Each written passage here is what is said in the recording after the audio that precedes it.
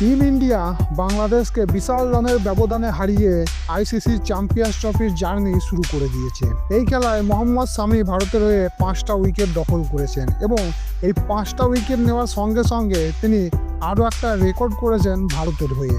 মোহাম্মদ শামি জাহির খানকে পিছনে ফেলে 50 ওভার ক্রিকেটের আইসিসি টুর্নামেন্টে ভারতের হয়ে সবথেকে বেশি উইকেট শিকারী হয়ে গেছেন।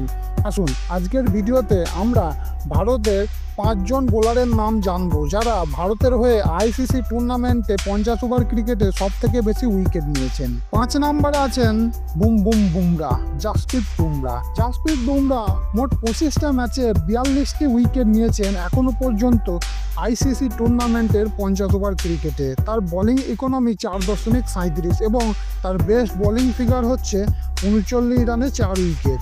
এরপর 4 নম্বরে স্যার রবীন্দ্র জাদেজা, তিনি 32টা ম্যাচে 43টা উইকেট নিয়েছেন এখনো পর্যন্ত আইসিসি টুর্নামেন্টে 50 ওভার ক্রিকেটে এবং তার বোলিং ইকোনমি 4.66 এবং তার বেস্ট বোলিং স্পেল হচ্ছে 33 রানে 5 উইকেট। 3 নম্বরে যে নামটা রয়েছে সেটা আমাদেরকে ছোটবেলাকার স্মৃতি মনে করিয়ে দেয়। তিনি হচ্ছেন জবগল শ্রীনাথ মোট 37টা ম্যাচে 47টা উইকেট নিয়েছেন আইসিসি টুর্নামেন্টের 50 ওভার ক্রিকেটে এবং তার বোলিং ইকোনমি 4.46। তার বেস্ট বোলিং হচ্ছে 3 রানে 4 উইকেট, এটাই তার সবথেকে ভালো বোলিং স্পেল। 2003 সালে তিনি আন্তর্জাতিক ক্রিকেট থেকে অবসর গ্রহণ করেন।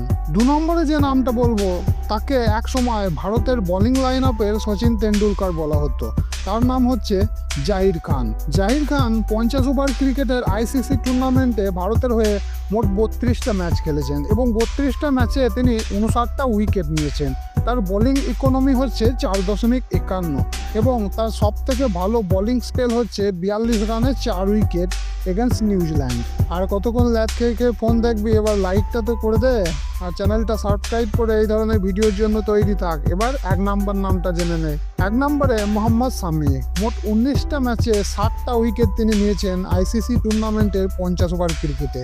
মোহাম্মদ শামিকে ভারতের আইসিসি টুর্নামেন্টের কিং বলা যেতে পারে। যে ধরনের ফর্মে তিনি থাকেন আইসিসি টুর্নামেন্টে, গত বাংলাদেশের বিরুদ্ধেই তিনি মোট 5টা উইকেট নিয়েছেন এবং আগামী দিনের ম্যাচগুলো তো তার জন্য রয়েছেই। আজকের ভিডিওটা এখানেই শেষ করছি, আবার পরের ভিডিওর জন্য সবাই তৈরি থাক।